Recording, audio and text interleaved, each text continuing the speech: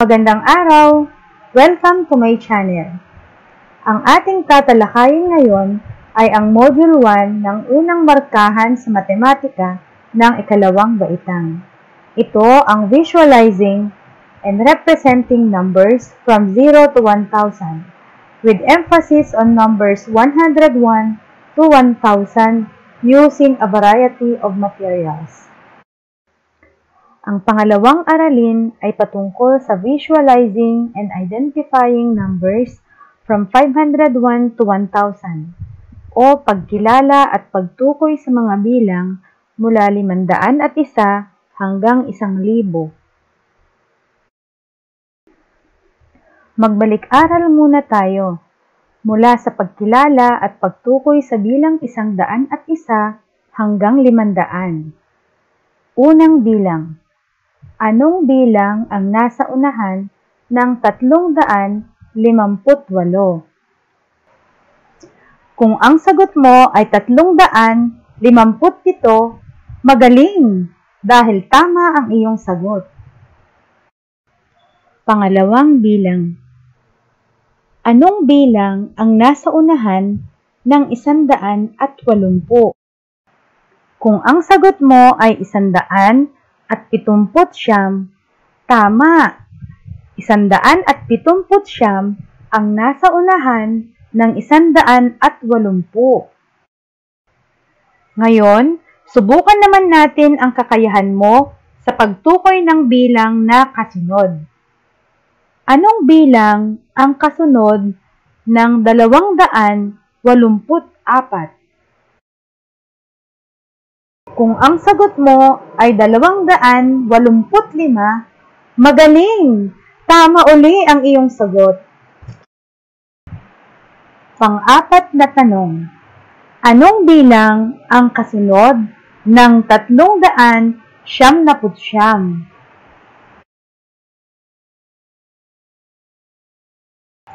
Ang tamang sagot ay 400. Nakuha mo ba? Magaling! Panlima, bilangin at isulat ang tamang bilang ng larawan. Ang tamang sagot ay 357. Mayroon itong 3 hundreds, 5 tens, at 7 ones. Ang 350 at 7 ay 357. Tingnan mabuti ang tatlong bilang. Mayroon akong 3, 7, at 8. Kaya mo bang bumuo ng mga bilang mula dito sa tatlong ito? Mula sa pinakamaliit hanggang sa pinakamalaking bilang na iyong mabubuo. Sige nga. Tingnan mo ang mga bilang na iyong nabuo. Kasama ba sila sa mga bilang na nasa larawan? Ang pinakamababang bilang ay 378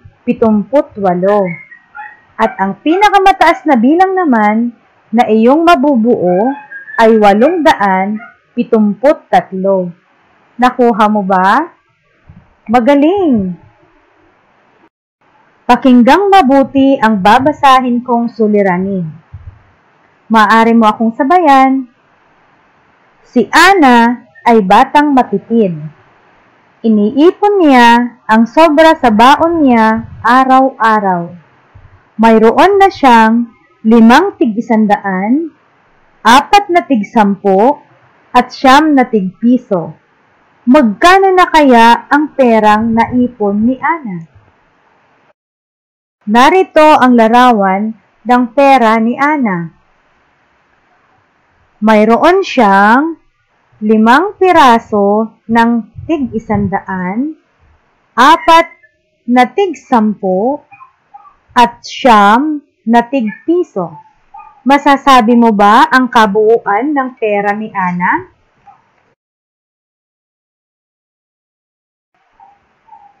Tama! Ang kabuuan ng pera ni Ana ay 584 at 49 na piso. Tandaan mga bata, mainam ang mag-ipon ng pera para may magamit sa panahon ng kagipitan. Tingnan ang pangkat ng mga popsicle sticks. Bilangin kung ilan ang pangkat ng tig-100, 10, at 100. Masasabi mo ba ang kabuuang bilang nito? Ang larawan ay mayroong 7 pangkat ng tig-100, 6 na tig-10, at 5 isahan. Ang 700, 60 at 5 ay 765. Pansinin ang larawan. Mayroon itong 2 pangkat ng popsicle sticks. Ang unang pangkat ay 6 na tig-100 at ang pangalawa ay may 3 tig-100. Masasabi mo ba kung ilan lahat ang sticks na nasa larawan?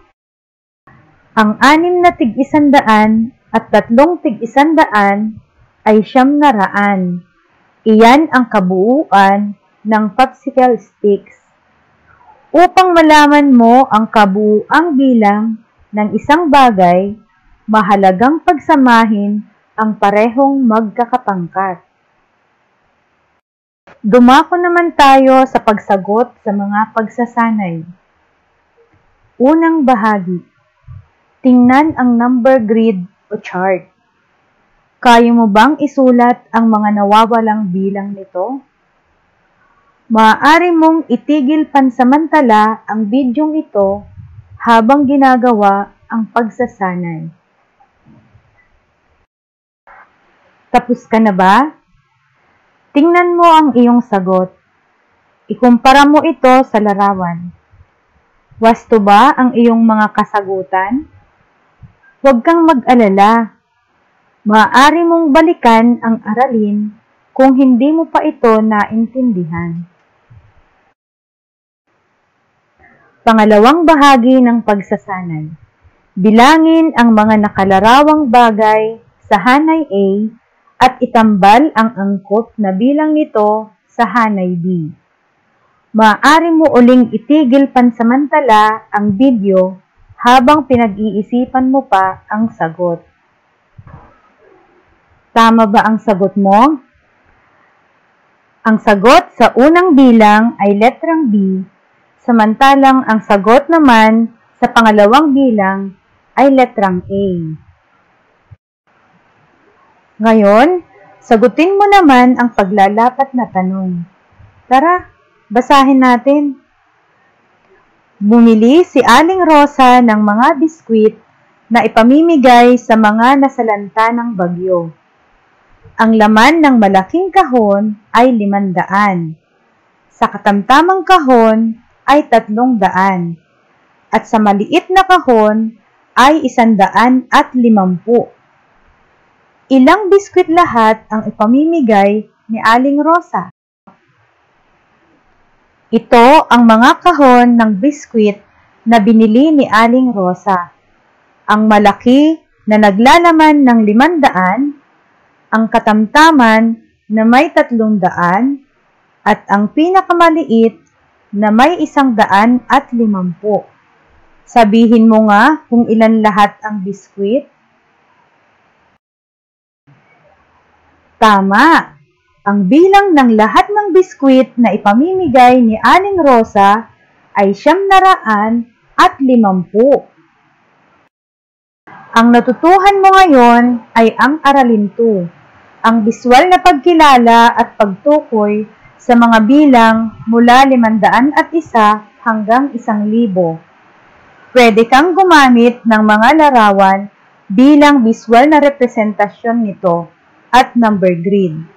Mahalaga ring malaman mo ang bilang ng daanan, 10 at 100 na bumubuo sa isang bilang.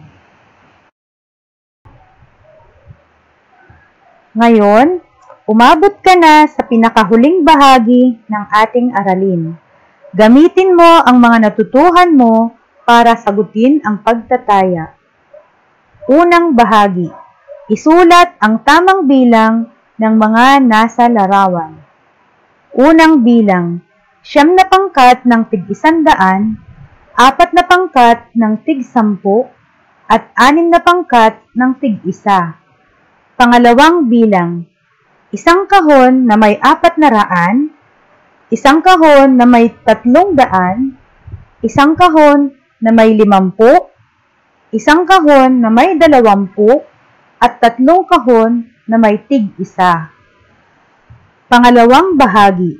Isulat ang tamang sagot. Pangatlong bilang. 8 daanan, at 3 sampuan, at 2 isahan. Pang-apat na bilang. 9 na daanan, 7 sampuan, at 0 isahan. Pangatlong bahagi.